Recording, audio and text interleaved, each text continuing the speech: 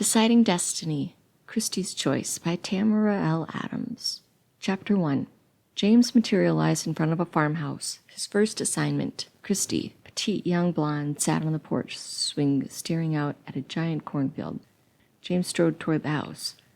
Christy turned her head and jumped at his presence. "Who are you, and how did you get here?" James stopped dead in his tracks. He was not sure he was ready for this. What would he say? He was going to fail at his first go of it. Then a calm came over him and his sinking cleared, and he knew what to say. "Hi, my name is James, and I'm here to help you out, Christy." "How do you know my name, and what do you mean by help me out?" "I'm sorry, I'm new to this. Let me start over. This may sound a bit crazy, but I am an angel of destiny. I work for the guy, the man, the one who controls people's fate. He saw that you were struggling with what to do about your choices. You just want a glimpse into the future so bad, so he sent me to help." "That does sound crazy. I think you should leave before I call my father. He has guns." James laughed. "Pretty sure that would not work on me. Please, Christy, I need you to believe me or I'll get fired and you won't give me another chance at life. Hear me out. Let me try to convince you I'm not crazy. Right now you're looking over the field, annoyed that this is your life and half hoping your father will just give up and sell the farm. But you know this is his life's work and you instantly feel bad for wanting him to give it up. You wonder about college and whether it would be worth choosing it over the life as a farm wife if you only had a way to see the possibilities, a look into the future. Well, here I am, ready to show you how your life could be for each path you choose. I'm your glance into the future. Have I convinced you yet? How do you know what I think? How do you know what I want or don't want? Seriously, you're creeping me out. Sorry, it's all coming out wrong. I truly am sent here to help you. My job allows me to know these things. I can give you more. Your real dream is to go to school and study economics. You want to get out of here and move to a big city, travel the world. But you'll probably never make it out of South Dakota. You feel your path has already been chosen for you. You're supposed to stay here, marry, and have children. Christy pondered what James told her. "Okay, weirdo, let's say I believe you. What does it all mean? What do you actually do?" "My job is to take you to future timelines and show you what would happen if you choose either school or the farm. We'll go to many different future points along the path, and hopefully in the end you have a better idea of what you want.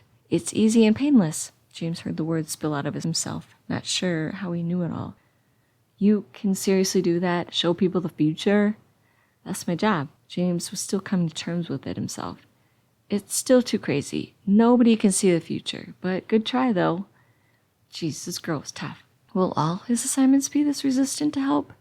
Maybe this job wasn't for him. "Fine, Christy, don't believe me, but you're dumb for giving up this chance that almost no one ever gets. I, for one, think it's a shame." James started to walk away. "Wait, you're being serious?" Christy was intrigued. "Yes, I am not here to hurt you or trick you or anything like that. I'm here to help. You can let me or not. Your choice." "That would be amazing, but why me? Why would I get this chance?" James paused. "I can't tell you everything, but I do know that my boss finds your situation to be unique. Your predicament piqued his interest enough to get involved. Your decision somehow affects enough people and has a big enough impact on the future that he felt inclined to allow you a sneak peek. No pressure, though." "Wow." Christy was speechless. "It sounds too crazy still."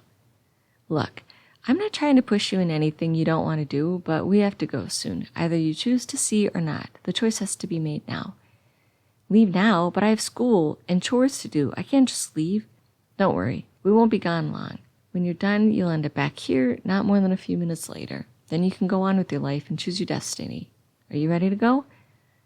"I guess it wouldn't hurt to take a look." James put his hand on her shoulder and she felt a pull. Then they were gone. Chapter 2. They appeared in front of a large building, young people carrying books walking in and out of it. "Down this path you choose college, Drake University in Des Moines, Iowa, for a degree in economics. You've been here for a few months and have met new friends. You seem to enjoy classes, which I don't understand because I always hated school, but good for you. It's Friday and your schedule is in your backpack. You also need to know that you live in Carpenter Hall, room 205. The campus map is also in your backpack. Your roommate is a freshman named Ella. Do you have any more questions?" The smile on Christy's face vanished. What happened to the farm and my dad? It amazed him how the answers just popped into his head. He knew everything. It was amazing. Especially after being bad at communication all of his life and not always being the smartest one in the room. Your dad is still hard at work on the farm. Jeff helps out when he can. The two of you had decided to try a long-distance relationship. You still go back on holidays to see him and help your dad. Good luck with that. I could never make even local relationships work. Christy smiled. It can work. We're in love. I'm glad my dad still has a farm. Thanks for letting me know. Yeah, sure. Well, it's time for me to motor. Just enjoy your day. Learn about this path and have some fun with it. Nothing that happens today affects the future. This is just a way to find out what could happen. All right. I'm a little scared. This is all new to me. Not exactly what I expected to happen to me today. It's a lot to think about. Hopefully you know what you want to do in the end. You got this. You're right. I can do this. This is what I wanted. I'm going to make the best of it. If you need anything, you can call my name and I will come, but only do it if you really need help. The boss hates it if our time is wasted. Got it. Will I see you tonight? I'm going to be back at the end of the day, and we'll see what the other path has to offer. And with that, James was gone.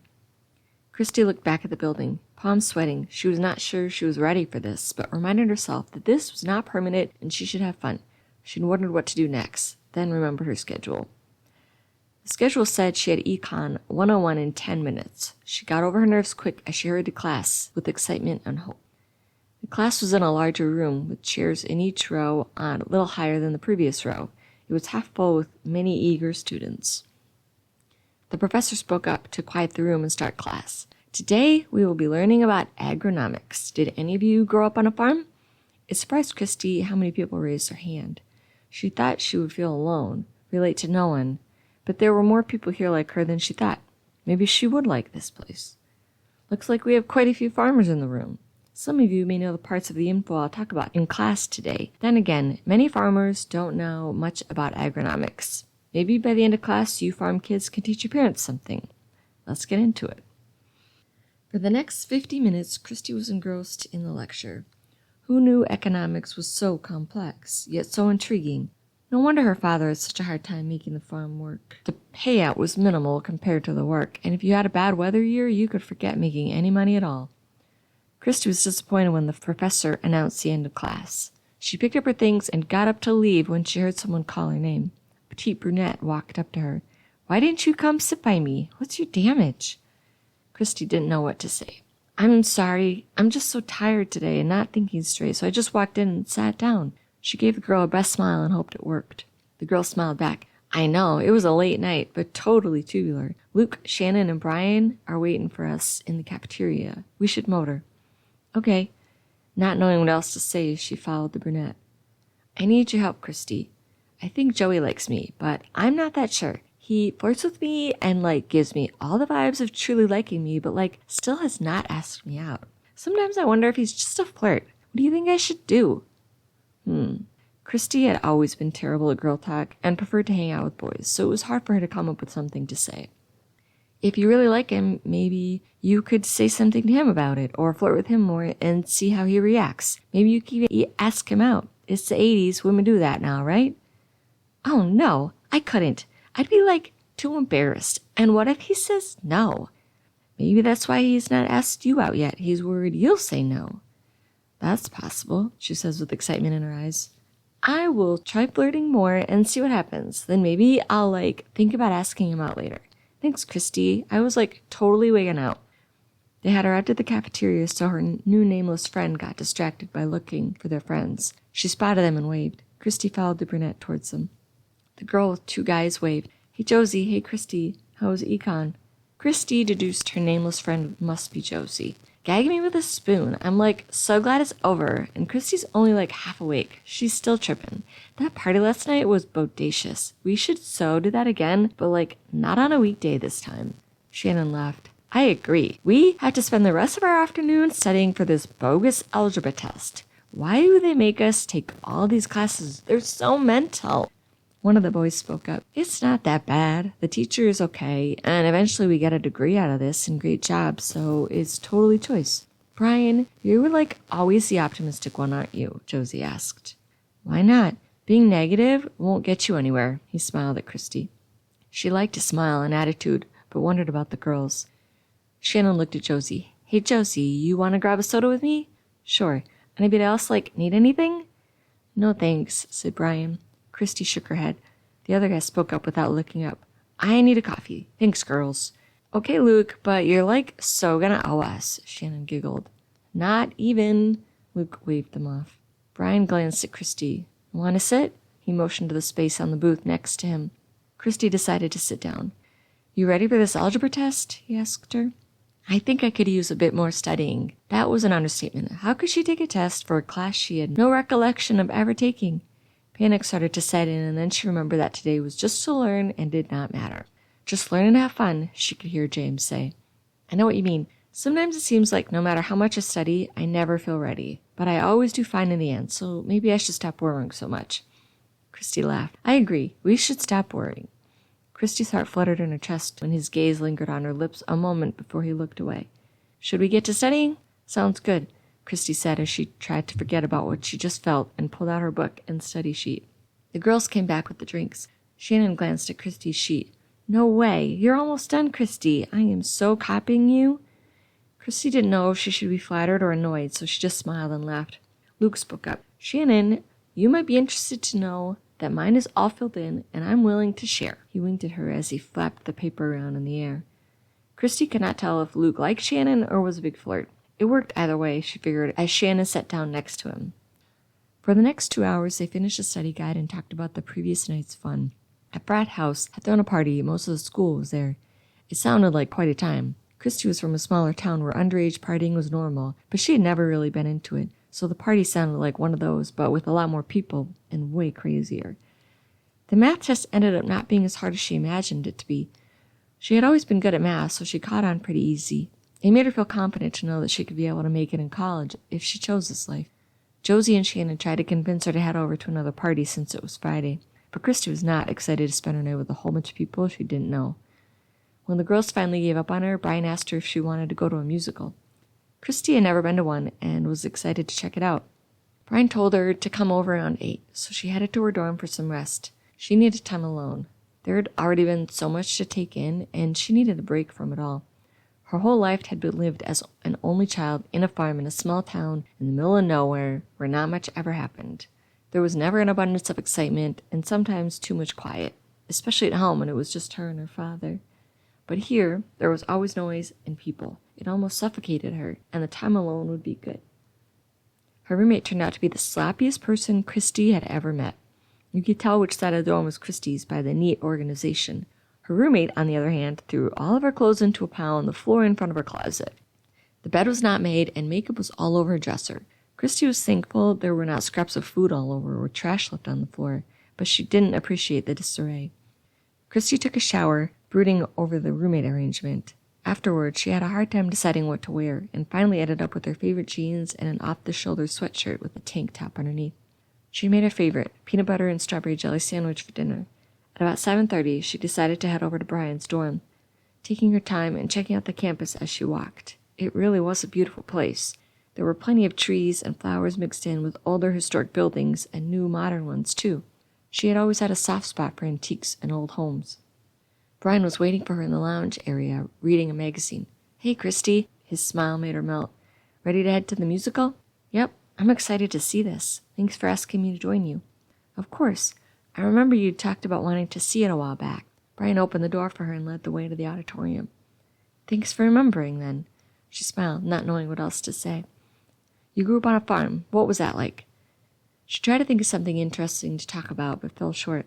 Not much to tell. Life in rural South Dakota was pretty boring. I'd wake up early to feed the pigs and help out my dad with whatever he needed before I headed off to school. Then I'd come straight home after school and finish any chores before it got too dark. What does your father grow? Or what other animals did he have? My dad usually grows soybeans and corn. Those go to the mill and are used for all sorts of things. They grow the best and bring in the most money. The only animals we have are pigs, and they are stubborn, stinky animals. Brian laughed. I've heard about pigs. I'm not sure I ever want to find out for myself how bad they smell. They had already made it to the auditorium. Brian opened the door for her, and they found some seats in the middle. They made it only a few minutes to spare before the show started, so their conversation ended, which normally would have been fine with Christy, but for some reason it disappointed her. Christy was enthralled with the musical. She never knew college students could be so talented. Lost in the third act, she rested her hand on her armrest before she realized Brian was already there. For a moment, she was too stunned to move. She looked up at Brian, who gave her a beautiful smile that almost made her keep her hand there, till she remembered Jeff, so she pulled away. Embarrassed and confused by her feelings, she tried to watch the rest of the musical, but found it difficult to concentrate. Why did he have this effect on her? She should not have butterflies in her stomach for anyone other than Jeff, right? When the musical ended, they silently headed outside. "Do you mind if I walk you back to your dorm?" Brian asked. "I would not feel comfortable letting you walk the rest of the way alone when it's so late and dark." "Sure, thank you." It felt like an eternity before Brian spoke. "I need to be honest with you, Christy. I have had feelings for you from the moment I met you. I asked you to see this musical with me because I wanted to spend time alone with you, but I know you have a boyfriend. I wish you didn't, but you do, and I can't change that, but it is killing me not to tell you how I feel." She kept walking. Should she tell him she had feelings for him too? Did she have feelings for him? How could she? She just met him. She loved Jeff. Why was it so hard? "I'm sorry. I didn't want to make you feel uncomfortable," he said. "I just needed you to know, that's all. I hope we can still be friends and not have it be awkward between us. I am such a dork. I should have just kept my mouth shut." Brian had a look of anguish on his face. The need to comfort it overruled any thoughts of reason in her head. "I have feelings for you too, Brian. I can't."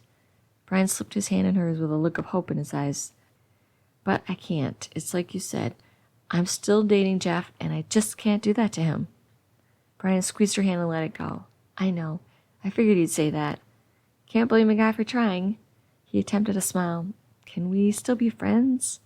She smiled back, a bit sad that he'd given up so easily. "I would like that."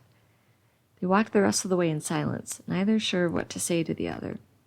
"Thanks for walking me home, Brian. I never did like the dark." "I know. You told me a story once of watching a Friday the 13th movie at a friend's house when you were younger and how going out at night was never the same after that."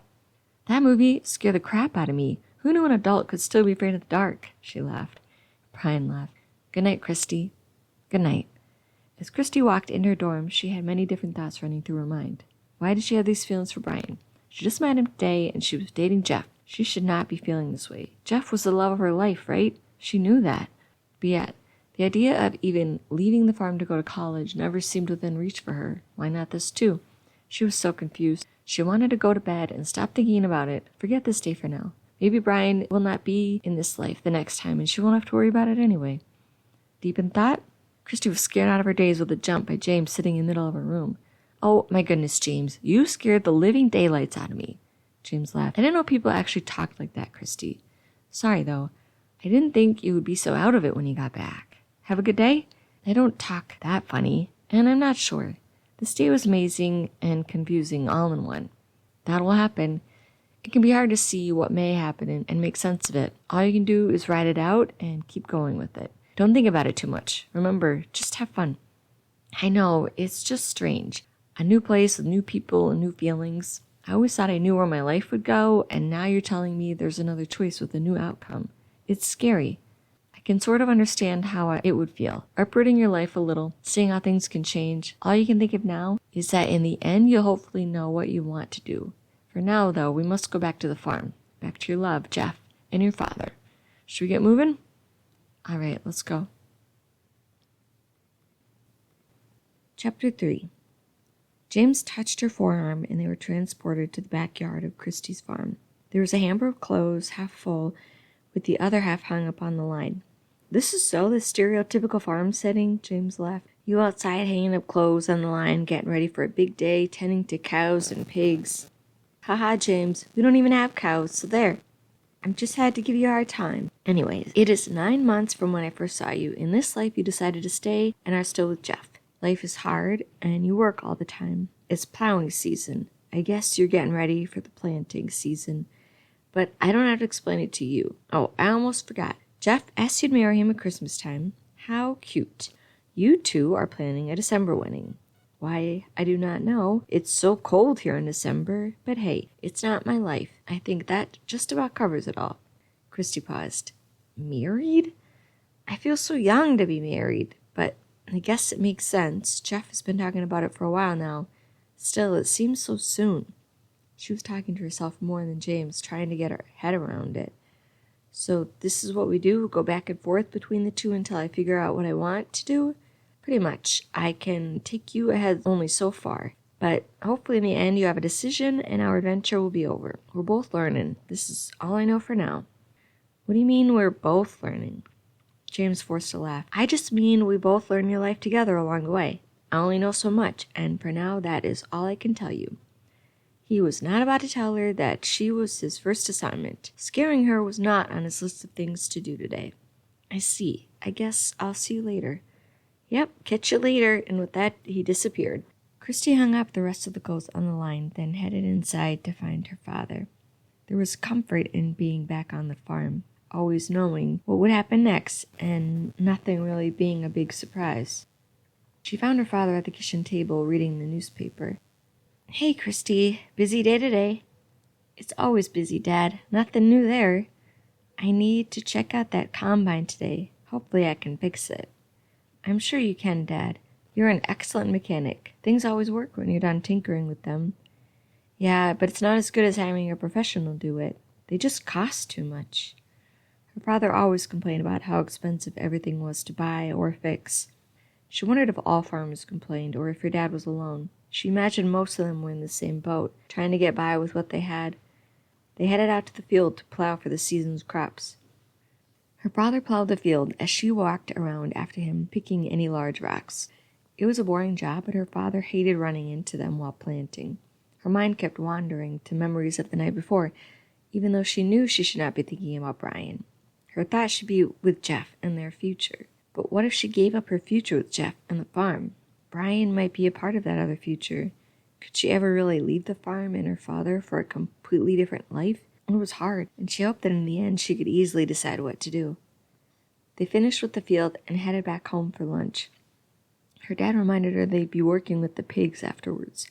The auction was tomorrow, and they needed to get the older ones off to the market. Christy hated the pigs. They were stubborn and stinky animals, but her father made good money off of them, so they stayed. She made them each a sandwich, and they sat in their usual silence for most of the meal. When her father finished his milk, he asked, I haven't seen Jeff in a few days. Are you going to see him tonight? She realized James had not told her anything about the night. I'm not sure. I should probably call and ask him. It makes me happy to see you two planning a life on the farm together, Christy. He'll inherit his father's land, and you'll get mine. Should give you two a pretty good life. It is great, Dad. A pretty great life. Her father had told her this so many times, that her life with Jeff would be a good one, and the farm would be kept in the family. Knowing the future was really not so set in stone made her hesitate to talk about it. Would her father forgive her if she chose another life other than the farm? And Jeff? These were the moments she wished she had another sibling. It would take some pressure off her to take over the farm and live the life her father wanted of her. She picked up the phone off the wall to call Jeff. Hello? She heard Jeff's voice on the other end. Hi, I'm glad I caught you at home. Did you want to do something tonight? She asked. Yep. Remember? We planned on me picking you up at 7 and going to Dairy Queen. It was your idea, he chuckled. Oh, right. I guess being out in the sun made me a little tired. Maybe we can rent a movie afterward? Sounds good. It was not a surprise for Jeff to choose another movie night. There were not many choices in a small rural South Dakota towns. It's either a movie, bowling, or drinking in someone's field, and neither of them were too keen on drinking. The bowling alley was also attached to a local bar, so you'd have to end up dealing with some slushed individuals by the end of the night if you went in after dinner this time of year. See you later, Christy. He hung up. Her father stood up. You ready to go? Sure, Dad. She pulled on her waders and prepared for the stench. They spent a few hours pushing pigs around and shooing them into the right direction. Trying to get the right pigs sorted into the right barns was not an easy job, and it was very physically demanding. Her father was getting older, so Christy tried her best to be the one that did most of the pushing and prodding while her dad operated the doors. By the end of it all, she was exhausted and so ready for a shower, a long, hot shower. Her father finished up a few small chores in the barn while she headed to the house. Christy took a half-hour-long shower and scrubbed herself 5 different times, hoping to get as much of the pig smell off of her as possible. There was always a lingering odor for a day or two afterward. It made her self-conscious for days, even though no one ever said anything, not even Jeff. Christy decided to wear her favorite skirt and shirt combo and drenched herself in body spray. She did not usually wear this stuff, but she felt she needed it on days like this. When she got to the kitchen, she noticed the clothes still hung on the line, so she went and got them before she started dinner for her father. Her dad always told her he could cook dinner for himself, but she liked to do it and knew he ate better when she made it for him.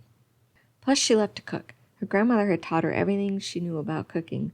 Her grandmother was the closest thing she had to a mom, and Christy had cherished every moment with her.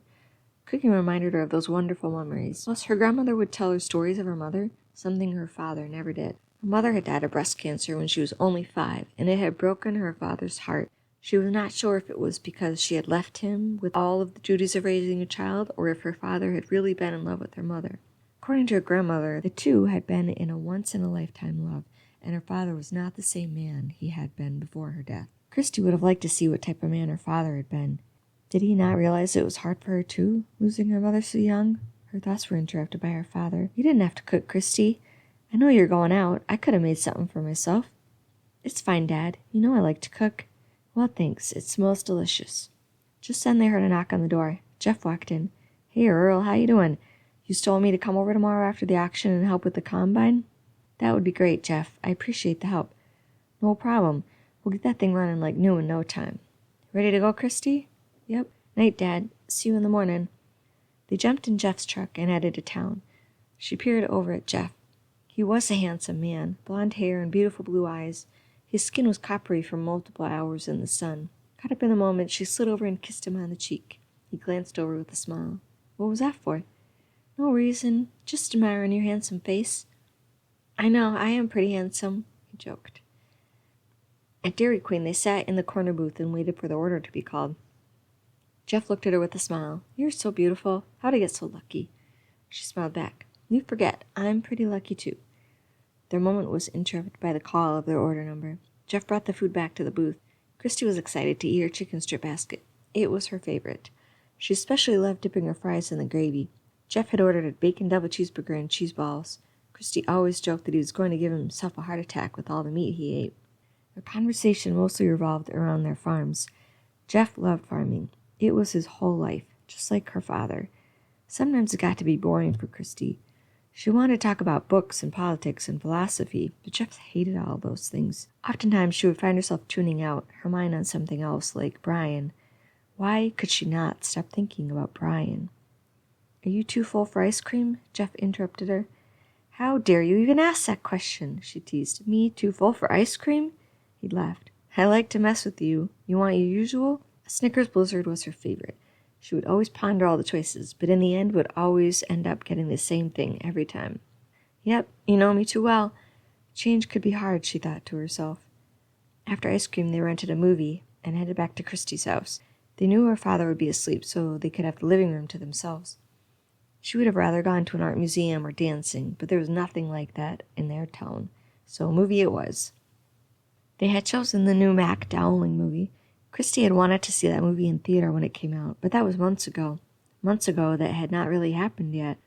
Jeff put the movie in while Christy made popcorn. She was not a popcorn lover, but it was for Jeff, and she loved the smell. Soon enough, they were snuggling up on the couch, engrossed in the movie. The lead actor reminded her of someone, but she couldn't think of who. By the time the movie was over, Jeff had fallen asleep. She shook him awake. "Wake up, sleepyhead. Was that movie that bad?" she laughed. "It was a long day. I fought it as long as I could, but the sleep won. You should go home and get some rest." Jeff pulled her close. "I could just stay." He kissed her tenderly. His lips were soft against hers. She had always loved kissing Jeff, the perfect combination of lips and tongue. She parted her lips to let his in as he reached up her shirt to cup her breast. He caught her off guard. Sure, they had been together, but never in her house with her dad at home. Had things changed in the last 9 months? She pulled back to look at him. "What's the matter?" he asked. "My dad is upstairs." He groaned. "You say this every time. He will never know or hear us. He never comes down after he's gone to bed. I don't know why this bothers you so much. We're engaged to be married, so this should not be such a big deal. This is so bogus." It bothered her that Jeff could not understand her feelings, but she tried to understand where he was coming from. "I know, but this is still his home, and it just makes me uncomfortable. It's not like we never have sex, Jeff." "That is not what I'm saying, Christy. I just want to be able to be with you anytime I want and not have to worry about your dad or anything else." "I know," is all she could say. "Soon we'll be married and we'll have our own place where we can do what we want when we want. We won't have to worry about our parents. I don't know why it bothers you so much." I can't explain it, Jeff. It just does. Can we just not talk about it anymore? Fine, I'll go. He sounded defeated, but gave her a gentle kiss and said goodbye. She watched him go and then turned back to the living room. Christy jumped at the sight of a man on her couch when she returned, but realized it was only James. You cannot scare me like that. I didn't know who you were at first. James laughed. Sorry. I forget you don't know I'm here at times. Poor Jeff. Why'd you send him home without anything, Christy? That is none of your business, James. I have my reasons, and I don't want to talk about them with you or anyone else. Fine, but keep in mind that men are sensitive too at times. I'm just looking out for your boy. Well, do me a favor and don't for now. I get it enough from him, okay? Sure. He held up his hands in surrender. What did you think of the movie? I liked it. They did such a great job of ending the movie after the lead actor passed away before they finished filming it. He reminds me of someone, though. She stared at James. Wait, he looks like you. He looks a lot like you. Wasn't his name James, too? James tried to laugh. Oh, Christy, that's crazy. You're tired. It's just a coincidence. I guess he may be my doppelganger. With your name? I'm not human, so it would not be possible. Right, Christy? Let it go. Fine, but it's still creepy. Are you ready to go? He asks. I am. I want to see what else is out there for me. This whole experience is amazing, and I have decided to do what I can to enjoy it. Good. He grabbed hold of Christy's hand, and off they went. Chapter 4. They ended up back on campus. As you can see, you're still in college, but about to graduate. You only have 2 months left. Then you're off to California to work for an investment banking firm. Looks like you're doing well and landed yourself a great job, Christy. That's amazing. But what about my dad and the farm and Jeff? About that. Long distance did not work out well for you and Jeff. Eventually you went home less and less, and the two of you grew apart. He was the one who called it quits. I think he started dating a local girl by the name of Sandy. Sandy? She's the last person I would expect Jeff to go for. Are you sure about that? That's the name I have. But who knows? I do know that you two are not together anymore. But on a happy note, you're dating Brian. Do you remember Brian? James gives her a sly smile. Of course I remember him. How long has this been going on? Christy was excited and nervous, yet sad to hear the news about her and Jeff. She should have known she could never go to college and expect things between them to stay the same. You two have been dating for a 1.5 years now. Two of you seem like a great fit. He is also an econ major and is looking for a job in California. Guess he doesn't want to take a chance on the long-distance thing not working out with you. Are we? Christy could not make herself ask questions. She was such a prude, she thought to herself. James laughed out loud. You crack me up, Christy. I'm not used to someone as innocent as you. Good thing for you, I can read your mind, and you do not have to say all those naughty thoughts out loud. He couldn't help but grin at her. You can read my thoughts? Have you been able to read my thoughts the whole time? Yes, but don't worry, Christy. All of your thoughts are safe with me. Guess I need this gift to be of service to you on this journey. Anyway, about your questions. Yes, you and Brian have been intimate, shall we say, and no, he has not asked you to marry him, but he may be close. Don't worry, if you're scared to be with him today, you can just blow him off like you did to Jeff. Shouldn't be too hard. James knew he was being an ass, but for some reason, he couldn't help it. He had to get control of the emotions and just do his job. It was not part of his job to judge his clients. I'm sorry, Christy. That was rude. I was just joking. But I want you to know that you don't have to do anything in either of these lives that you do not want to do. None of it will affect your future, so live each day how you want it to be lived. Okay, thanks. That made Christy feel better. It helped to remind herself that it was a trial run for her and it was not real. Well, not yet anyways. About the farm, Christy, it got to be too much for your father. He wound up selling the land a couple of months back. He still lives in the farmhouse and has a few acres, but the rest is divided between a couple of other local farmers. I'm sorry, Christy. I know you feel responsible, but you have to think about yourself sometimes and not worry so much about what others want. I'm going to go now. Heads up. You've been working in the econ department this semester on an agronomics journal article. You have to write a final paper on ways you feel it needs to be fixed or something like that. You don't have any other classes today. Oh, and you live with Brian in a 1-bedroom apartment near campus. You'll see him today, so he'll lead you there. What? I live with Brian? That can't be right. I wouldn't live with someone I'm not married to. Looks like you do, James grinned. Looks like this Brian is getting you to come out of your shell. I may like him after all. Remember, Christy, it's just one day, a day that doesn't matter in the long run. I wouldn't worry too much about it. You might not choose this life in the end, and then you won't have to deal with it. Christy thought about it for a moment. You're right, I can do this. Will I see you at the end of the day? You'll see me when the time is right. Got a motor. Then of course he was gone. When the time is right? What does that mean? Is that a yes? She decided not to worry about it and get to her job, or whatever it was called. She figured the building they had appeared in front of was the econ department, so she walked in and eventually found her way to the right floor. She almost resorted to asking someone where to go, even if she looked like an idiot, when she spotted Brian walking out of an office. Hello, beautiful. He pulled her in close, and his lips melted into hers. His lips were warm and soft, and he smelled like a mixture of sandalwood and soap. A fire lit up inside her. Without thinking about what she was doing, she wrapped her arms around his neck and opened her mouth to let his tongue caress her own. Before she lost control, Brian reluctantly pulled away. Hello to you, too. I thought you didn't like PDA. Christy felt her cheeks turn red. I'm just happy to see you and got carried away. I'm not complaining. I could get used to that greeting. He gave her one more quick kiss, and again butterflies fluttered in her stomach. You ready to get to work? We have a lot of research to do today. I'm ready. She hoped she would catch on and be some help for the day, but figured it didn't matter. The rest of the morning turned out to be pretty interesting. Christy knew a lot about farming, but not so much about economics. Brian had his own research paper to work on about trade policies among the 3 North American countries. Christy tried to keep her mind on the work and not let wander to Brian's lips, or the fact that in this life she let her father down. It was hard in the beginning because Brian was right there with that gorgeous smile, but eventually she found herself engrossed in the research.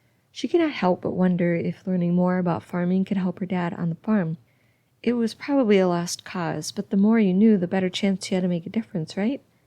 The whole office chipped in for a delivery pizza for lunch, and Christy got to learn more about some of the other econ majors. She stayed pretty quiet, mostly because she didn't know what to say, but partly because she didn't want to ask any obvious questions and look dumb. It was fun to get to know them and hear some of the funny stories about her past couple of years.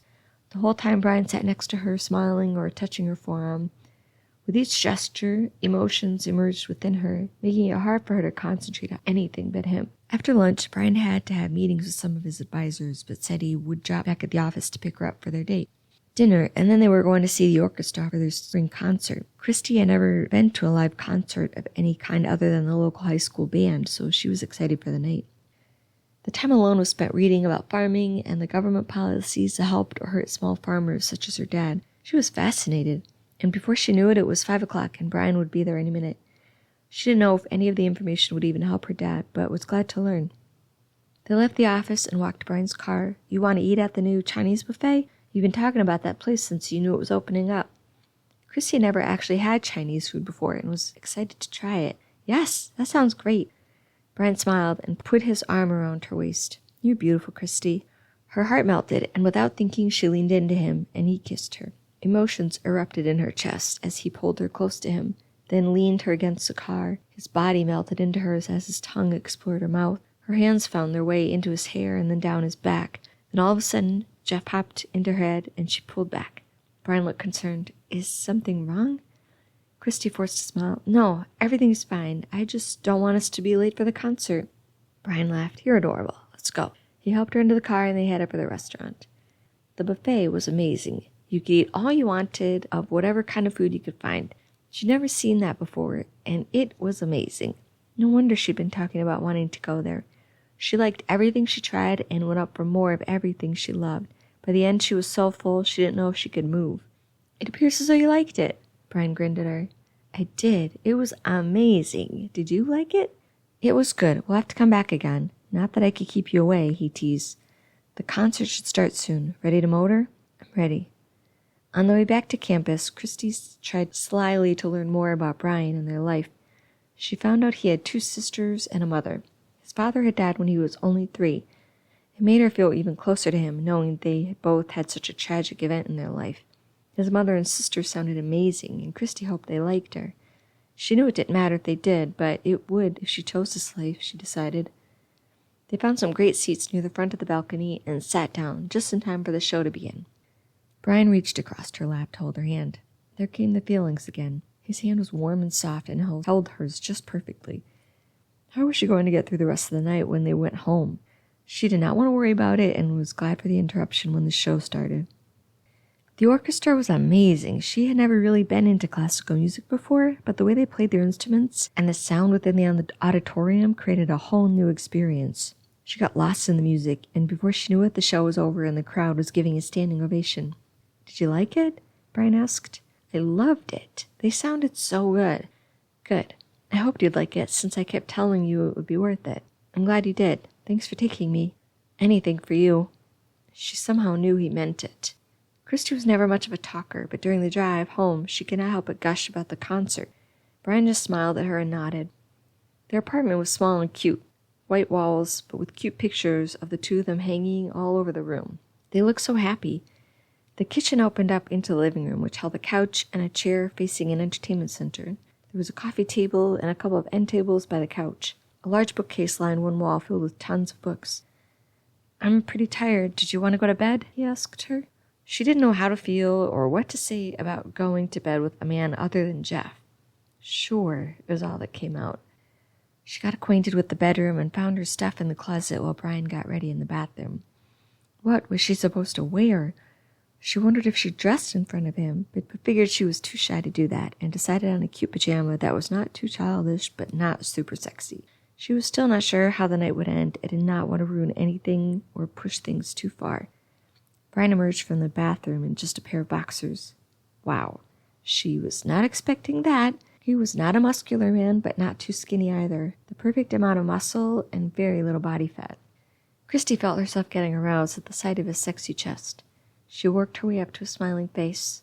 "I like it when you check me out, Christy. It makes me feel wanted." Christy was embarrassed to be caught looking at him so openly. You were just so..." He laughed. "You're cute." And easily embarrassed, he climbed into bed. She slipped into the bathroom before she said or did anything else dumb. She was glad to have a few moments to herself and took her time washing her face and brushing her teeth. She did not know whether to be happy that she had shaved or to be worried. What was he expecting of her? What was she wanting to do to him? All day she had not been able to control her emotions for him. It would be that much harder lying in the same bed with him while he was half naked, and that chest. She could not wipe the image from her mind. She didn't want to. Christy reminded herself to just have fun with it and not think too much, but it was hard for her to imagine being with another man. She still felt like she was dating Jeff because in her real life she was, but not in this one. Part of her wanted to forget about Jeff for one night and do what made her happy. But would she feel guilty tomorrow if she did? What if she decided to choose Jeff in the end? Would this moment forever haunt her? Would she feel as though she had cheated on him? This was hard. She almost called out James' name, needing help, but she stopped herself. She could do this. She just had to do what felt right in the moment. She finished up and left the bathroom. Brian was lying in the bed, eyes half closed, waiting for her. He looked so handsome, with a tired half smile on his face. Christy slid into the bed, unsure of what to do or where to put her hands. Brian took the lead and pulled her in close to him. He snuggled his face into her neck and breathed her in. "I love you, Christy. You were the best thing that ever happened to me." His show of emotions took her breath away. He was so honest and caring. She didn't know what to say, so she hugged him tighter. Brian brought his face close to hers and put his hand on her cheek before he tenderly kissed her lips with his. In that moment, the dam broke within her, and she couldn't stop the emotions that came rushing to her. The need to be with him surged, and she didn't want to hold back. She kissed him hard and rubbed her hands down his back. He let out a groan, and that only intensified her need. Without thinking, she slipped her fingers into her boxers and slowly pulled them down. He kissed her madly as he unbuttoned her top. He let out a breath as he gently removed her shirt, exposing her soft breasts. His fingertips slowly ran along her soft curves and back up to cup her breast. His touch ignited the feeling of urgency to have him within her. She'd never been full of so much want before, never wanted to let go of herself so easily. Brian slid his hands to her waist and pulled down her pants along with her underwear. Wetness came over her as he slid his hands up her inner thigh to touch her soft curls. She could no longer resist the need as he entered her with his finger. "I need you, Brian." That was all he needed to hear. He rolled onto her and entered her slowly. The sensation of him filling her was almost too much. She had never felt this way. Never had the feeling of desire been so great. Brian was gentle and so giving of himself. He kissed her lips and then down her neck as he rocked into her. It didn't take long for her to explode with pleasure, and she took him along for the ride. He relaxed into her and kissed her collarbone. "You're so sexy, Christy. I love you." "I love you too," came out before she could think. She felt him grow with need again and wondered if they would get any sleep tonight. Chapter 5. Christy woke up with memories of the previous night rushing back to her mind, and she started feeling the sensations overtaking her. She rolled over to wake Brian, but was startled to find Jeff instead. She was overcome with guilt. Not once after climbing into bed had she thought about Jeff. Now here he was with her in bed. She was glad he was not awake yet. She slowly climbed out and found the bathroom to take a shower, glad to have a moment to think about what to do next. When she was almost done, she heard the door open. "Good morning, gorgeous. I have to head out to town for some supplies. Did we need anything from the store?" she heard Jeff ask. "No, nothing that I can think of right now." "Okay, I'll see you in a couple of hours. Would you mind feeding the baby calf in the barn while I'm out? She likes you more than me, and he's better for you." "Baby cow? Hopefully it would be fine." "Sure. Thanks. See you soon." She heard the door close. She finished up, trying to erase the thoughts of Brian from her mind. She was confused and wondered why she had not seen James yet.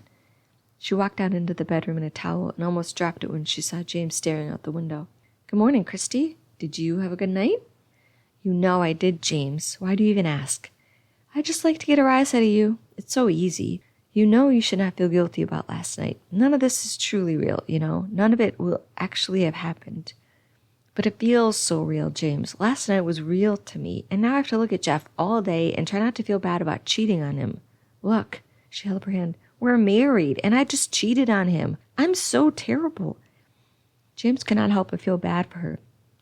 "Christy, it's okay. You didn't cheat on him. That is another life with different circumstances. You weren't dating him in that life. You should forget he exists in that life.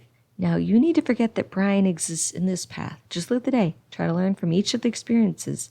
It will be okay in the end, Christy. I promise." Could he promise that? It came out so quickly he couldn't stop himself. He hoped for her sake that this whole experience was worth the trouble and she could get over her choices in this adventure. Most of him knew everything would be fine, but a part of him wondered. "I know. I'll try, James. I truly will. It's just not so easy." She looked down at her naked self in the towel. "I need to get dressed." "Oh yeah, my bad. I'll be in the living room." She put on some clothes and made her way to the kitchen for a cup of coffee before she went to talk to James. "Did you want something to drink?" "No, I don't need to drink. Well, I'm actually not sure if I can. Anyway, no thanks. I'm good." Sometimes James confused her. He knew so much, yet seemed out of place at times with the whole experience himself. She decided not to ask him about it. She had enough problems of her own. "So, can you tell me a little bit about this path and what I do now? Obviously, you and Jeff are married and living in his grandparents' old house, a mile away from his parents. Have fun with that one. You seem to have a good life. Jeff and his father do well as farmers, so you are making an okay living. And now that you two are out of high school, he's able to help your father more. Your father is able to pay off more of the bank loans, and they're no longer breathing down his neck. He's happier and has way less stress in his life." She smiled for the first time that morning. "That's great to hear. I love my dad. He's a great man, and to hear that he gets to keep the farm and is less stressed is terrific. One more thing. I'm not sure if you want me to tell you this or not, but the rules tell me I need to, so here it goes. You were about 2 months pregnant, and Jeff doesn't know yet. You just found out yesterday, and the day was so hectic you never got a chance to tell him.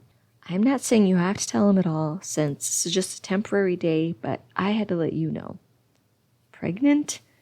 That was not something she had expected to hear, though she was not surprised. Jeff had always talked about kids and wanted to have them early so they could spend time playing with them and having fun with them, but still, this was a surprise. "Wow, okay. Thanks for letting me know. I guess I'll have to decide what to do. Is there anything else I should know? Jeff has been working on pouring cement for a new garage, so you may need to help him with that, but mostly, since it is the middle of summer and all you can do is wait for crops to grow, you've been painting the rooms and decorating, which sounds like a terrible way to spend the day, but maybe you'll have fun." He shrugged at her like he could not imagine ever being fun for anyone. "Maybe it won't be so bad. Keep telling yourself that, Christy. I have to motor, but I'll see you later. Wait, will I see you tonight, or will this be another I wake up in a different bed sort of day?" James smiled. "I don't want to spoil the surprise, Christy. These days are supposed to be adventurous and fun and new, but I will say that anything can happen. Each day is different and ends in a different way, so you never know when I'm about to grace you with my presence." "I guess that's fair.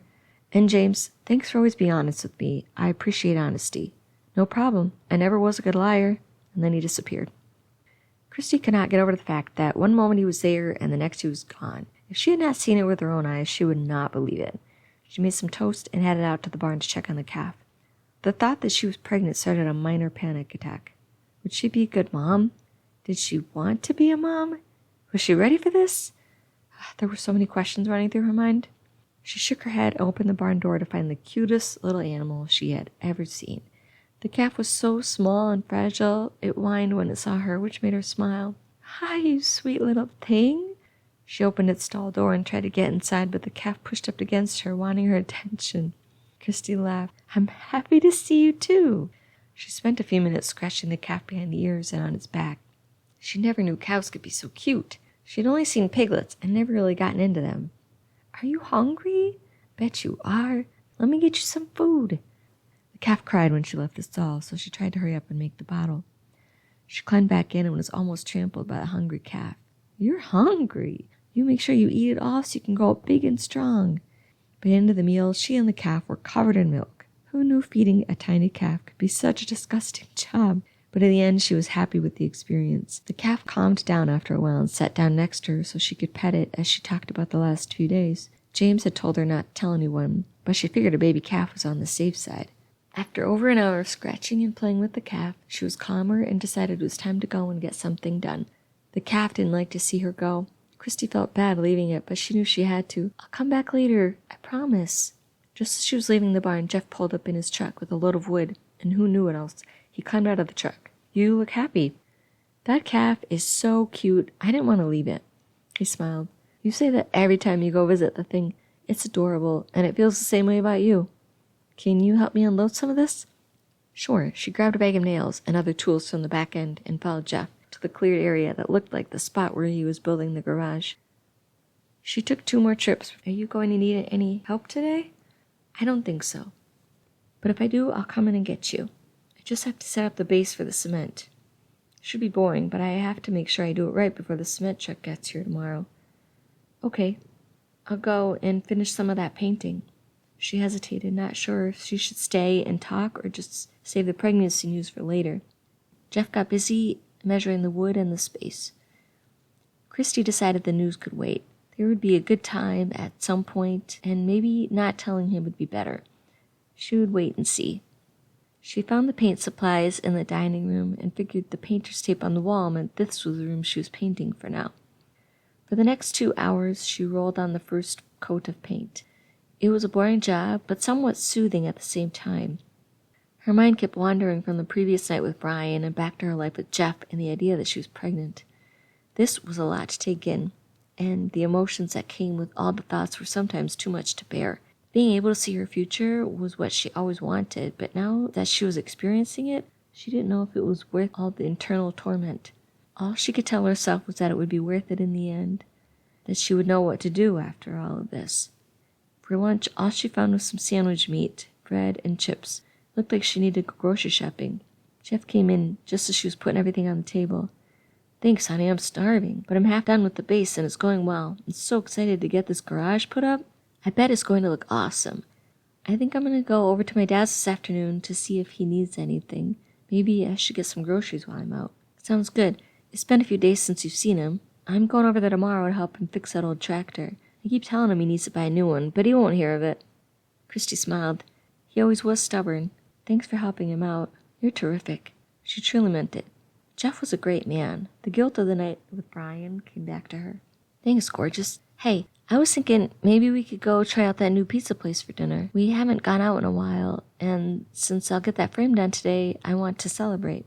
She didn't know there was a new place to eat in town. "That sounds great. I'll be sure to be back by 5 if I go see Dad." Jeff finished up his lunch.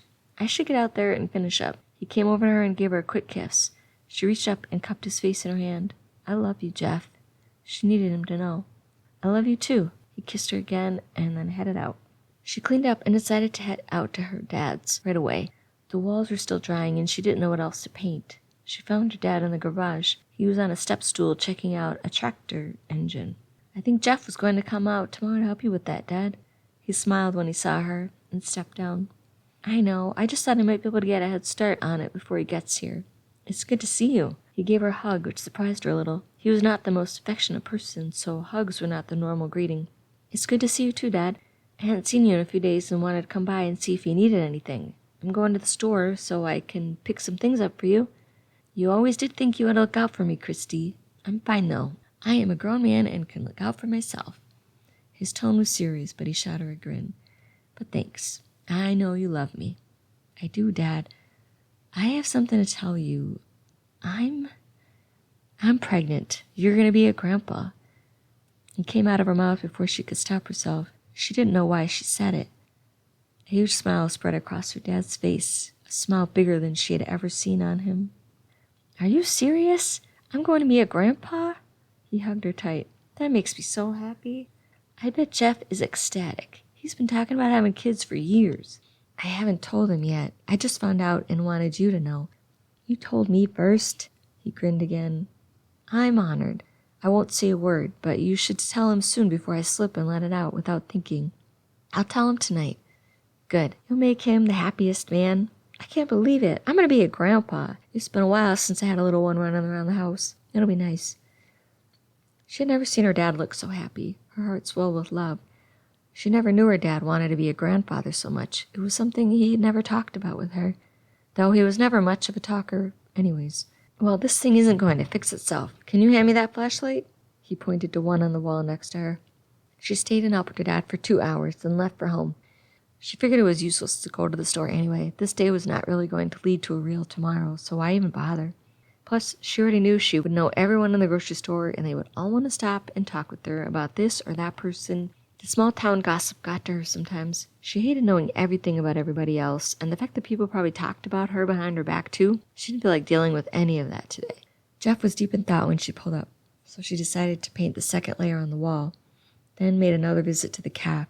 She could not get over how cute the little girl was, and loved the calming effect the animal had on her. Afterwards, she smelled like cow and was covered in milk, so she decided to take a quick shower before Jeff took her out to eat. She found a cute new summer dress in the closet and decided to wear it. It hung her curves just perfectly. She had always been petite, never one to carry much on top, but the dress showed just enough cleavage without leaving her feeling exposed. Plus, it showed off her sculpted legs. No wonder she bought this dress. She went downstairs to find Jeff drinking by the sink. He turned around and almost dropped his glass. "You look smoking hot in that dress, Christy. How did I ever get so lucky?" Her cheeks felt hot. "Thanks. I wanted to feel pretty tonight." "You certainly accomplished that." He pulled her in close and pressed his lips to hers. His lips were so captivating. He licked hers, and she opened up to let his tongue inside. He always was a good kisser. She put her hand on his cheek and waited for a need to overcome her, wanting to feel a surge of desire, but nothing like that came. She just felt the same contentment and love she always felt with Jeff. She tried not to let it bother her, told herself that all the feelings of less fizzled out in relationships, and that it didn't mean she felt anything less for Jeff than Brian. She scolded herself for thinking of Brian in this moment and snapped herself back to the kiss. She loved Jeff, and he adored her. She remembered that James had said Jeff married another woman in the other path. Maybe she was better for Jeff. Would this other girl make him happier than she could? This was the first time she'd ever wondered that. She decided not to worry about it now and just enjoy him. Jeff pulled away. "I'm starving. You want to get going?" She reluctantly let him go. "Sure." They got into the truck and drove the 5 miles into town. Jeff listened to the baseball game on the radio, so there was little room for conversation, but that was fine with Christy. She was still trying to come to terms with the fact that maybe another woman could be a better fit for Jeff. How could she ever know? Would James know? The idea really bothered her. She tried not to think about it during dinner. Jeff was unusually talkative, wanting to discuss the new garage and all of his plans for how it would look in the end.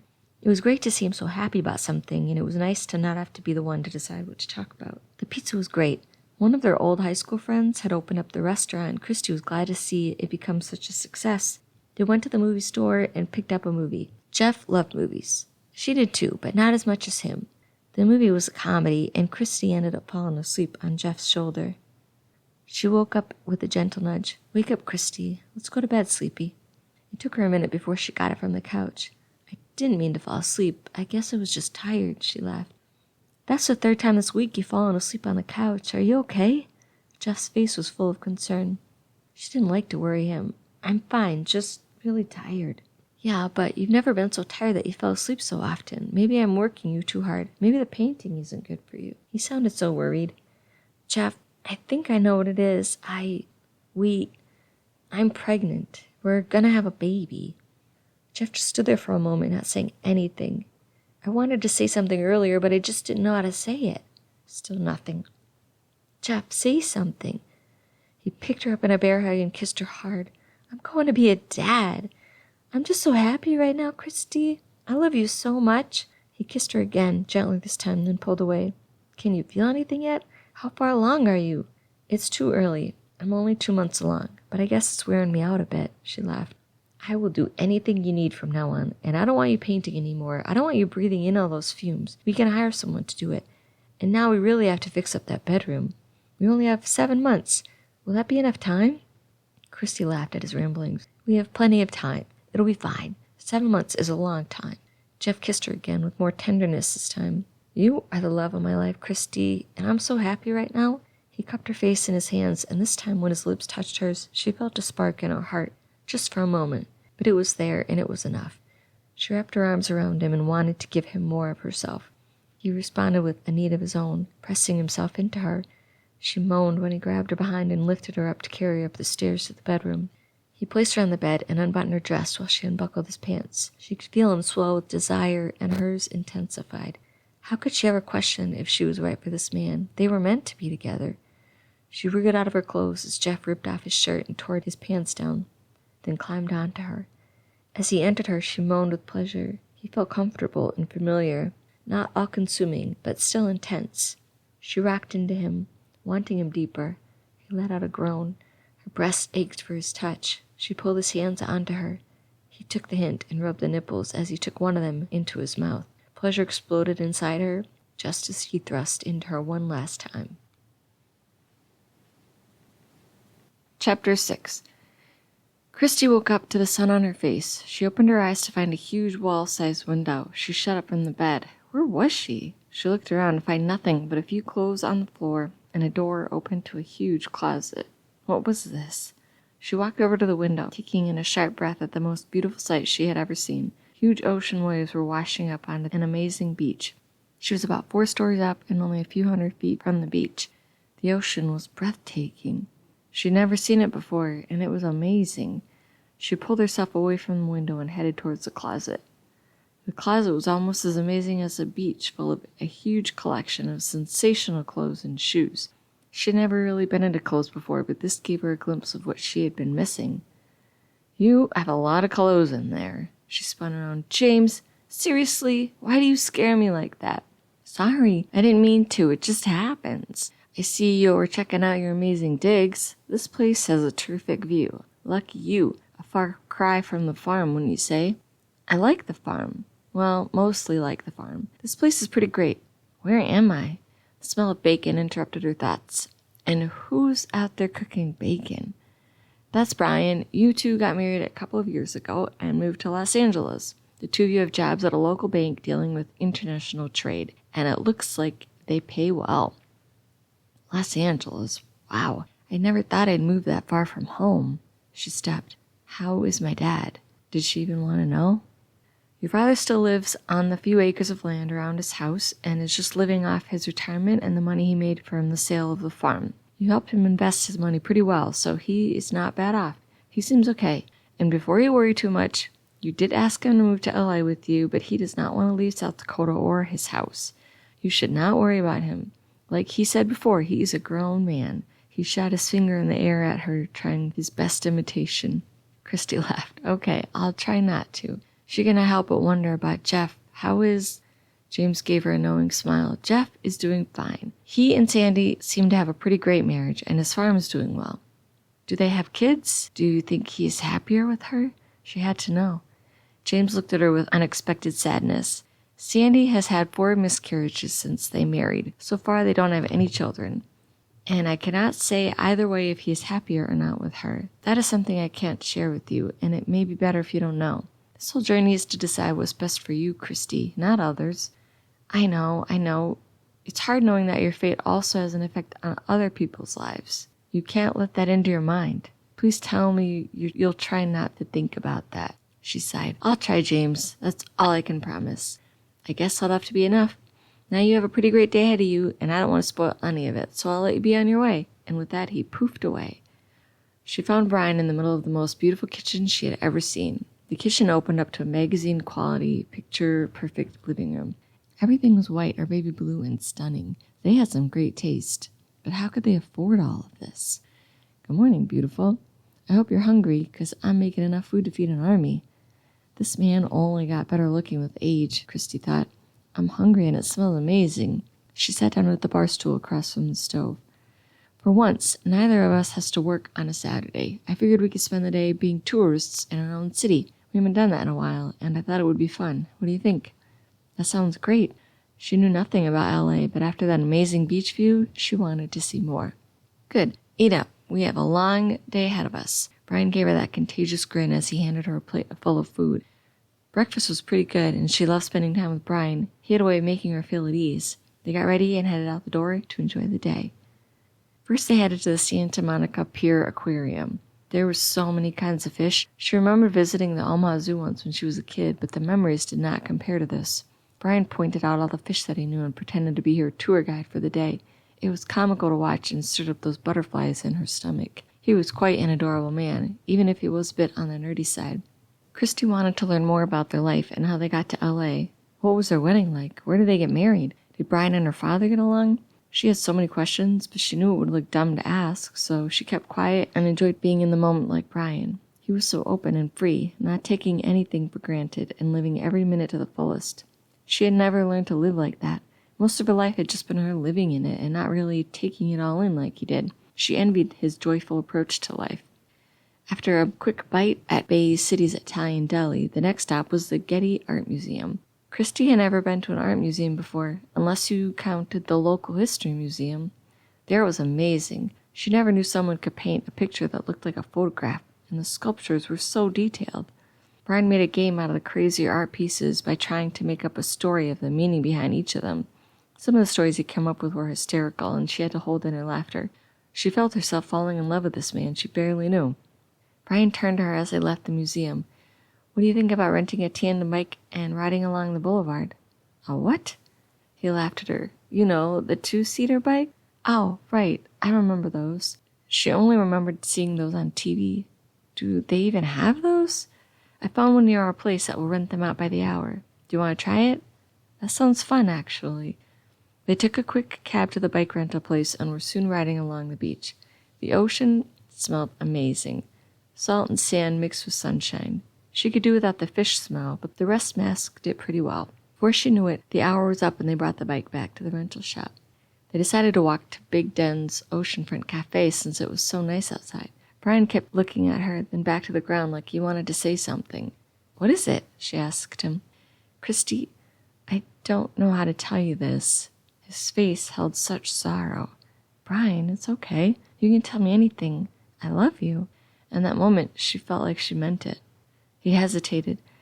You know I went to the doctor since we have not been able to get pregnant, and they told us you were fine. Well, he called me back yesterday. He just looked at her, not knowing what to say. It's okay. None of it matters. What matters is you and me, she wanted to reassure him. I can't have kids, Christy. A tear fell from the corner of his eye. I'm so sorry. I didn't want to tell you.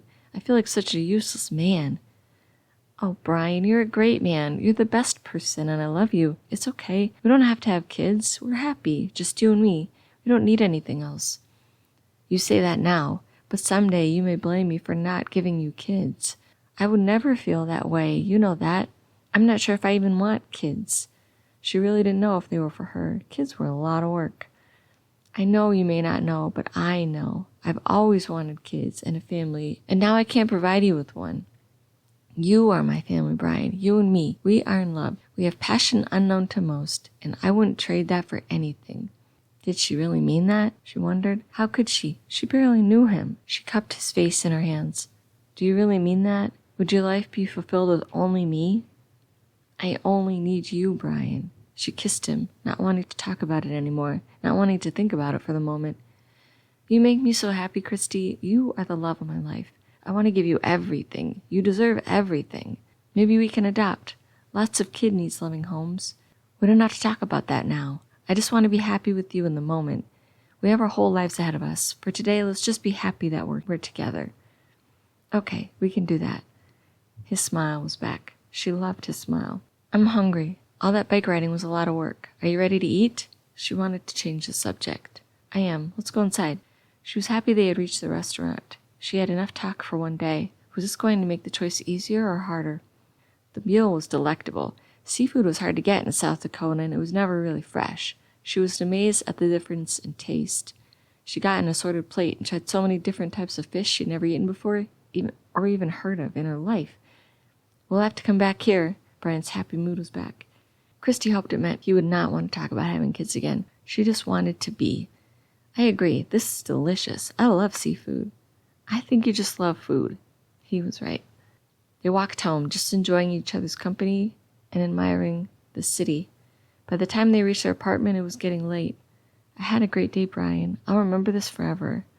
You make me so very happy, and I love the way you enjoy life. It's contagious. Her words felt so final. He put his arm around her waist and pulled her close. The instant his lips met hers, she felt that fire within her burn deep down in her core. She needed this man. He brought out something in her that she had never felt before and didn't know if she would ever feel with anybody else, even Jeff. The touch of his fingertips left a trail of electricity down her back, and his tongue exploring her mouth pushed her close to the edge. How could a kiss do so much to her? She let out a moan. I need you now. That was all he needed. They never even made it to the bedroom. He ripped her clothes off of her, caressing every inch of her curves, leaving a trail of fire.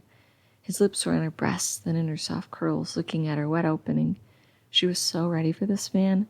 Her hands were all over his chest and butt. He had the sexiest backside she had ever seen. Firm but small. He let out a groan as her hands traced his every muscle. When they finally couldn't wait another second, he lifted her onto the table and entered her slowly. Oh, Brian, she yelled out. He almost lost it then and there. His lips were on hers, tongue caressing hers in the deepest kiss she had ever experienced. It was a huge turn-on. Their bodies were lost to each other in magic unlike any other. He became a part of her in every way. He thrust deeper and faster, not able to control himself any longer. Her folds enveloped him perfectly. Christy knew this would never happen with another man ever again. Only Brian can make her feel this way. He took her over the edge. Ecstasy filled her body completely. How could she choose to never feel this amazing ever again? Chapter 7. Christy woke up to a child giggling down the hall. She wondered who it could be, then recognized the room. She was back at the farmhouse on Jeff's grandparents' farm. That must be her child. This was not something she had expected. To be able to see her own child's face? She hurried down the hall and slowly opened the bedroom door. Inside, she found two of the most beautiful faces she had ever seen. Two little angel girls were in the room, playing with the Barbie dolls, talking to each other in a game of pretend. Her heart melted. These were her babies. A love filled her like nothing she had ever imagined. She had always known love, the love of her father and Jeff, but this feeling was different. It was almost the same way she felt for Brian, consuming love. One of the girls looked up to find her watching them. Mommy! She got up and threw herself into Christy's arms. Pure love was all she knew in that moment. It was indescribable. How could she feel this way about someone she'd never met before? It was amazing. Good morning. Do you want to play with us, Mama? She would never say no. Of course, sweetie. Girls were playing Barbies, something she had never done before as a kid. She had farm toys and balls as a child, but no Barbies. Here, Mama, you can play with Shirley, the littlest one said. The older girl looked up. Hi, Mama. Her heart swelled with love. Good morning, cutie. She watched the littlest one. Which Barbie you playing with, sweetie? I have Jem, Mama. She's a rock star. I want to be a rock star when I grow up. This little girl is adorable.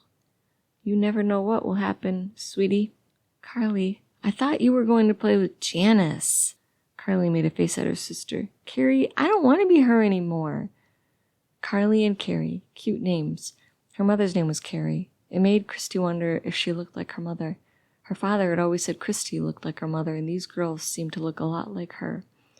Just then the door flew open, and in walked the cutest little boy Christy had ever seen in her life. Mama, Mama, Dad says I can drive the four-wheeler today if you say it's okay. I haven't gotten to drive it yet. Please, please, he pleaded. He was a little mini Jeff, but with some of her softer features. Christy had always thought Jeff was the cutest kid. This boy won her over in an instant. How could she say no to that cute face? Anything you want, sweetie. Thanks, Mom. I love you so much, Mom. Dad didn't think you'd say yes, but I knew you would this time. He gave her the biggest hug. I gotta go, Mom. Love you. He ran back out the door. The love she felt was almost unbearable. She tried to play for a few minutes, but didn't know what to do, so she just spent the next hour mesmerized by two adorable faces and playing with Carly's hair, enjoying the moment, not wanting it to end. They were even cute when they argued. Christy had never known what it felt like to have siblings and knew she probably had missed out. Carly looked up at her mom. I'm hungry, Mama. Can we have breakfast? She had forgotten all about eating and everything else. Sure thing, sweetie. Can we have waffles? Carrie asked. Anything you want, sweetie. Yay! They both cheered and ran downstairs. The girls sat at the counter helping their mom make breakfast. They talked about the farm and all the animals they had. Christy loved listening to them. Just being there with them made this the favorite day of her entire life. When the waffles were finished, the girls tore into them, eating more food than Christy imagined could fit in their tiny stomachs. They made a huge syrupy mess, but Christy didn't mind. She cleaned them up and after 2 huge hugs sent them off to watch cartoons while she cleaned the kitchen. A few minutes later, the door flew open and in charged her sweet boy. That was awesome! I didn't drive too fast, I promise, Mama, but it was so much fun! He gave her another hug. I smell waffles. Are there some left? Sure thing, sweetie. She passed them on a plate and he ate them in record time. In between bites, he told her all about his adventure. She loved every minute. Jeff walked in and heard the tail end of the story. His eyes met Christy's and he smiled and shrugged. Where are Carly and Carrie? Her son asked. They're in the living room watching cartoons, sweetie. He ran off to join his sisters. I didn't think you'd say yes to him, Jeff smiled. He's been asking you if he could drive that thing for months. What made you change your mind? I guess he just caught me in a good mood. Well, you made his day. Jonathan's going to be talking about this for weeks, not to mention asking me to drive that thing every day now. Jonathan. They must have named it after Jeff's grandfather. It was worth it to see the joy on his face. Christy gazed at Jeff. He looks so much like you, a little mini Jeff. You say that all the time, Christy. I can see some of you in him, too. Only a little bit. I have to go check on the cows. I need you to head to the tractor supply store and pick up a few things for me. I know you hate going there with the girls, but I just don't have the time today. She wondered why it was a problem for her to go. Sure. She walked over to him for a kiss, but he turned to head for the door. Thanks. Ready to go, Jonathan? Okay, Dad. Jonathan ran back into the kitchen. He gave Christy a hug before he followed his dad out the door. Bye, Mom. Christy decided she needed to get ready for the day. Come on, girls. Let's get dressed. We have to run to town. Oh, Mom, can't we just stay here? Carrie whined. No, sweetie. Dad needs to get some things for him. It was only a few minutes into town, but the girls argued the whole way about the best Care Bear. Christy had no idea what Care Bears even were, but thought their conversation was adorable. In the store, they walked up and down the aisle and found everything on the list. The girls managed to sweet-talk her into buying them each a My Little Pony and a toy gun for Jonathan. She was finding it impossible to tell them no. The pleading looks on their faces were just too much. They headed to the checkout and ran into Sandy, Jeff's would-be wife in the other life. Hey, Christy, how are you? Sandy asked. Hey, Sandy, we're good, getting supplies for Jeff. Me too. I'm here for Travis. Always running errands for the boys, she laughed. Travis had graduated with Sandy, and Christy never knew they had ever been together. Christy, are you and Jeff still coming over tonight for poker and drinks? What? Christy wondered. When had they started playing poker or even hanging out with Travis and Sandy? What should she say? Sure, was all she could manage. Deanne and Kathy will be there too. Should be a fun time. Sounds fun, Christy lied. See you at 9. Sandy walked away. Christy was going to have to ask Jeff about this situation. It was lunchtime when they got home, so Christy made mac and cheese. Jonathan came in as the girls were finishing. He said excitedly, Johnny, Mommy got you a present. She handed him the toy gun. His face lit up. Thanks, Mom. This is great. He gave her a hug and tore off the package. Jeff gave her an irritated look, and she wondered what it meant. You're welcome, sweetie. Jonathan ran off to play with the girls. You spoil those kids, Christy. They have so many toys, and you seem to get them more every time you go to the store. I should have never sent you. We're not made of money. I know. I'm sorry. It's hard for me to say no. Christy, you have to work on it. Then, on top of it, I always end up having to be the bad guy. I can't always be the one to say no. I didn't think about it. Didn't think about it. We talk about this all the time. It's exhausting. I know we have different parenting styles, but once in a while it would be nice to be on the same page. I have to go work on the combine. He hastily left the house. She stood in shock for a moment. Jeff had never spoken to her that way. What did he mean by all of that? How often did they disagree about parenting? Jonathan interrupted her worries. I'm hungry. I'll get you some food, sweetie. To her surprise, Jonathan ate the rest of the mac and cheese. How much food could fit into such a small child? She sat and listened to him as he talked about the farm and school. When he had eaten everything in sight, he ran to play with his sisters. What a cute little boy. She never knew such cuteness was possible. It made her heart melt with happiness. A knock on the door interrupted her thoughts. Come in, she called. Her father walked in the kitchen. Hey, Dad, what's up?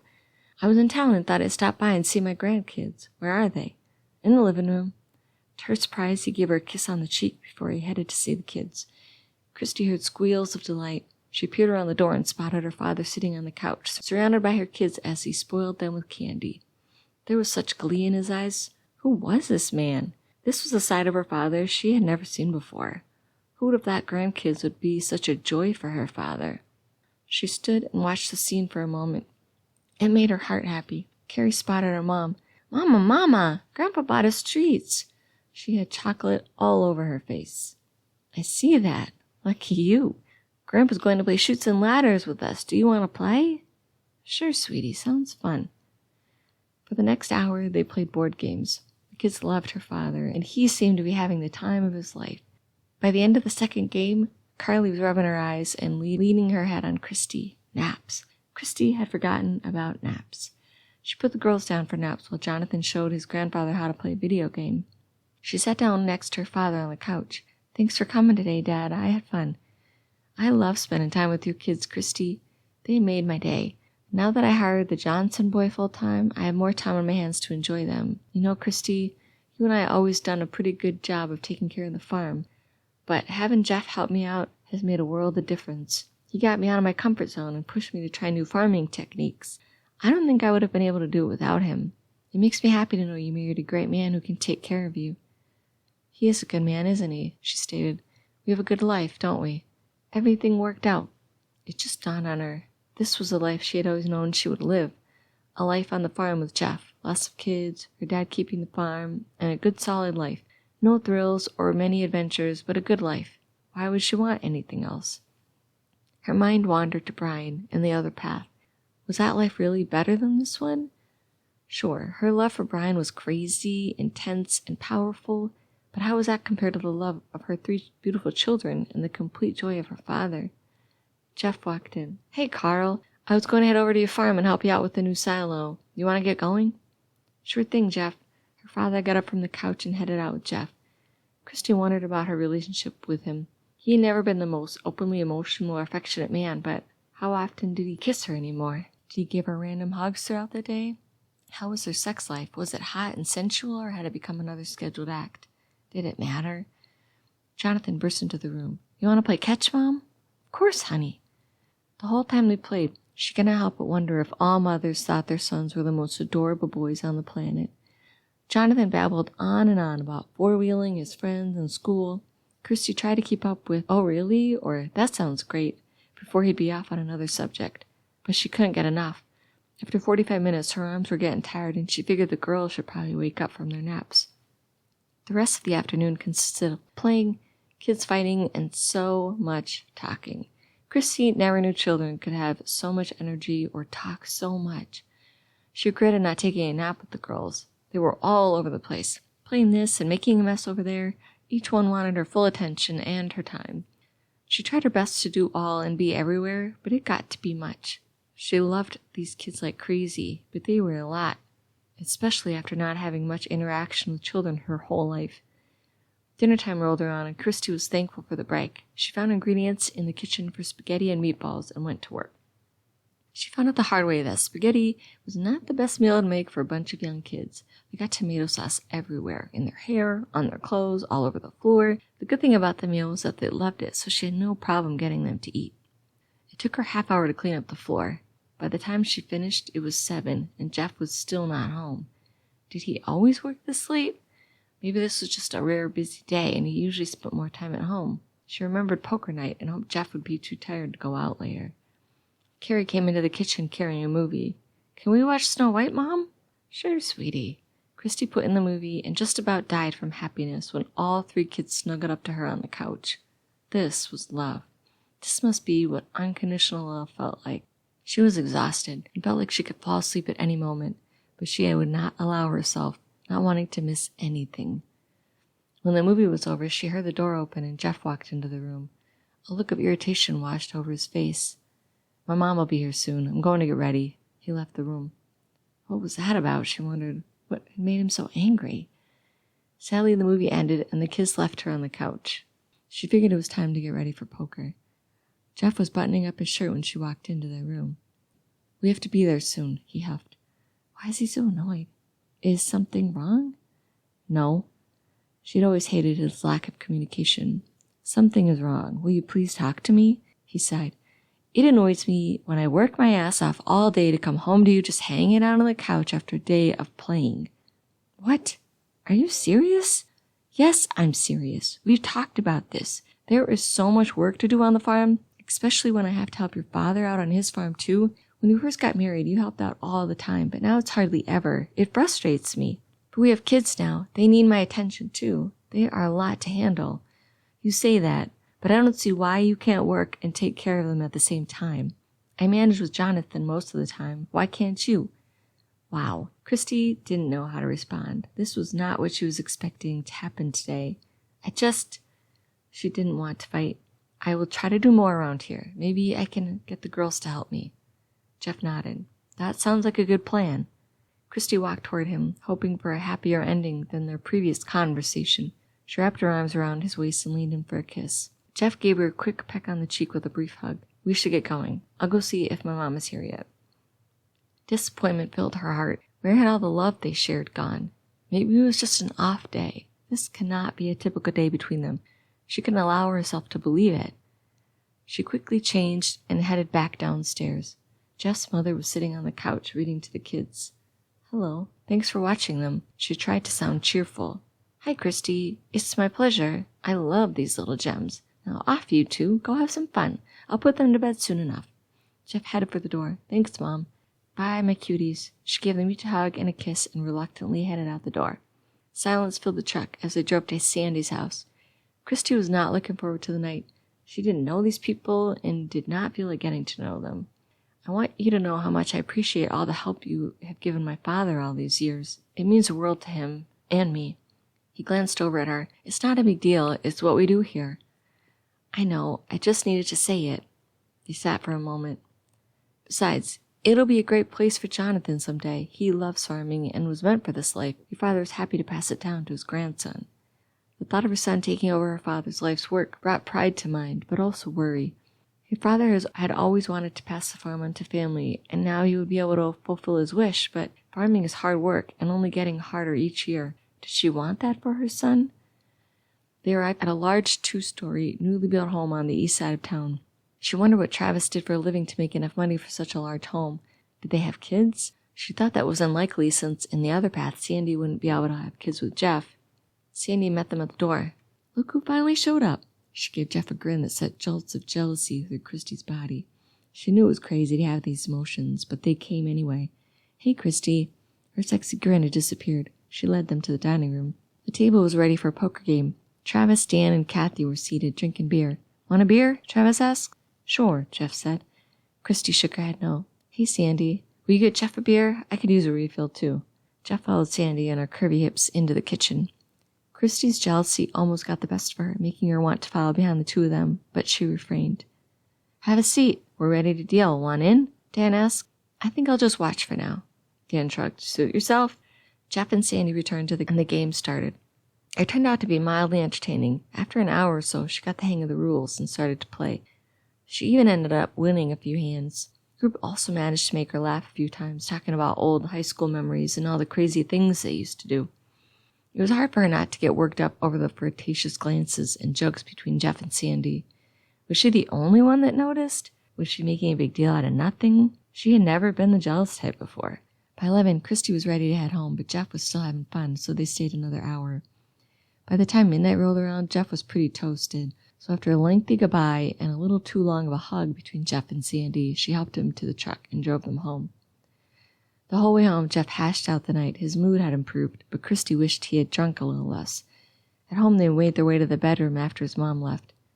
Christy started to change into pajamas, but Jeff had other plans. He grabbed her breasts from behind and kissed her neck, then his hands slid down between her legs. She could not help but remember the night before with Brian and the desire she felt.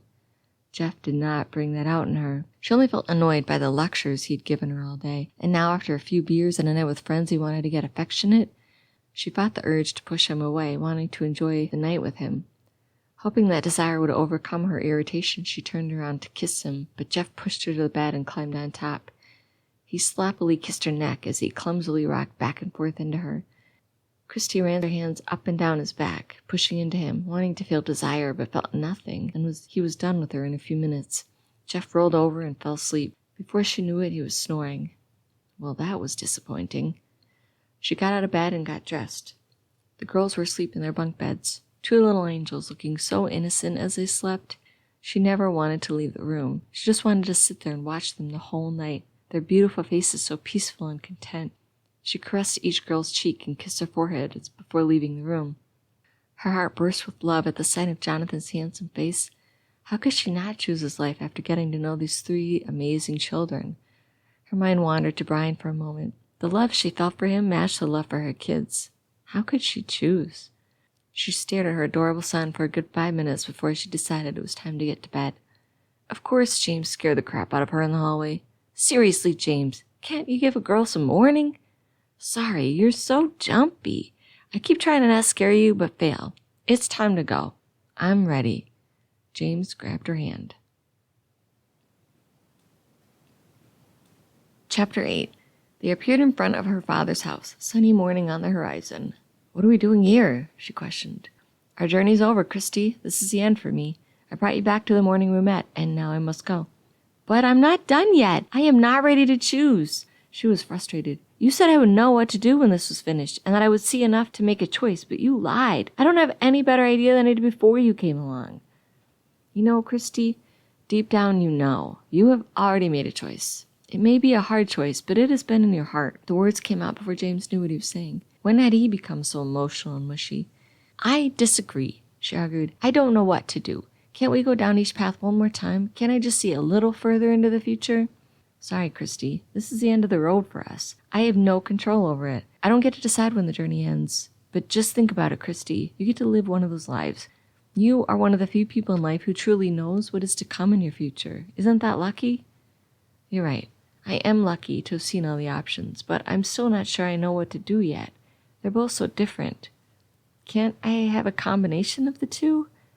I think you know the answer to that. I'm not saying the 2 paths are completely set in stone, but if you choose one, there will not be any huge changes to them along the way. You are at a fork in the road. Each choice leads down a completely different path. You can't have the best of both worlds, Christy. Sorry, life is not fair. I know, but a girl can hope, right? There was a choice to make, but she was not sure if it was any easier to decide than before. It seemed even harder now. It's time for me to go, Christy. I have other humans to harass. She laughed. Or scare. I'll try to work on that, he smiled as he turned to leave. James, thanks for everything, for showing me the options. That's my job. I know, but you made it seem a little less crazy and helped me relax and enjoy myself. No problem. Good luck. Wait, will I ever see you again? Not likely. Okay, I guess I understand. Well, nice knowing you, James. You too. See ya. And in true James fashion, he disappeared. What should she do now? Which path should she choose? Christy slumped onto the porch swing, mulling over every detail of the last few days. Each path was different. Neither was perfect. But then again, life was not perfect. You can't have it all, she reminded herself. The memory of her 3 beautiful kids came rushing to her. The 3 of them could easily be worth any kind of life issues with Jeff, right? She could live in South Dakota forever, be a farm wife, and deal with the imperfect marriage for the 3 of them. They were amazing and worth all of it. Brian popped into her mind. The love of the 2 of them had was intoxicating. She had never and would never have that with Jeff. But could she give up 3 beauties for true love? Was it worth it? She would miss all the love of those kids and watching them grow up. She would always remember giving them up for Brian. Could she live with that? She and Brian could adopt, sure, but how could she just forget Carrie, Carly, and Jonathan? Then again, at some point, your kids leave the house. They would leave her alone, and it would just be her and Jeff. Would she be able to live with the fact that she gave up true love for her kids who inevitably will move on to live their own lives? This was too much. Ready to go? Her father interrupted her thoughts. She would have to make a decision later. There was time. She didn't need to know the answer right now. Day passed. Christy still had not made a choice. She'd go back and forth, agonizing over both paths. The next day was even busier. It was the first day of planting, and even though she had plenty of time to think, she still could not make up her mind. She decided to take a break from it all and just live in the moment in this life. She didn't have to decide right now. There was always hope that she could learn to love farming, and maybe her love for Jeff could be more. After a week had passed, Christy felt content with the idea of a farm life. Change was hard, and maybe there really never was a choice. This was her life. A week ago, James showed her the choose-your-own-destiny adventure, and maybe it was all meant to show her all the good things she already had, and not to wish for more. Christy, yeah, Dad? You have mail here. She took the letter from her father. Why would Drake University be contacting you? There was concern in his voice. How could she have forgotten about this? Her math teacher had convinced her to apply to the university months ago. I'm not sure, she fibbed. Her heart pounded as she opened the letter. She got in. Drake University was accepting her into the econ program, and they were even offering her a scholarship. This can't be happening. So, what's it about? Her father stared at her expectantly. It's just... Maybe she should tell him nothing and forget all about it and just throw the letter away. But she could not get those words to come out. Dad, you know I love you, and I have worked hard on this farm, wanting to see your dream of passing it on become a reality. I'm just not sure it's my dream. I'm not sure what you're saying, Christy. Dad, I got into Drake. I had forgotten I even applied, but now I think I want to go. The look of disappointment on his face was hard to take, but in this moment she knew what she had to do. She knew which path she had to choose. True love. James watched Christy on the TV screen in the big room. Christy had taken forever to choose, and her choice didn't surprise him, though he could not explain why. James wondered what he would have chosen. But it didn't matter. He would never get a choice. How was it, James? Your first assignment? The boss was sitting in the large leather chair in the center of the room that had been empty just seconds earlier. I think it went well. Christy made the right choice. She didn't tell anyone about me, and everything worked out fine. I agree. You did well, James. I'm happy with the results. Do you think this job is a good fit? You mean better than not existing? Then yes, it's a great fit. I think this will work out well for the both of us. In the long run, you'll be happy you have made this choice. I have to go, but one day I'll tell you how all of this can benefit you. But for now, I need you to continue your work and help people decide their fate. I'll do my best. Good to hear. Your next assignment is ready. I'll see you again soon. The boss left as quickly as he had appeared. An image rushed into his mind of a man torn between a choice of his sister or his dream life in the military. This would be a good one, James thought with a laugh. Epilogue. It's been 6 months, and Christy is enjoying college. The memories of the kids she could have had with Jeff still come racing back into her mind, but she has an amazing future full of love ahead of her. She's looking forward to that.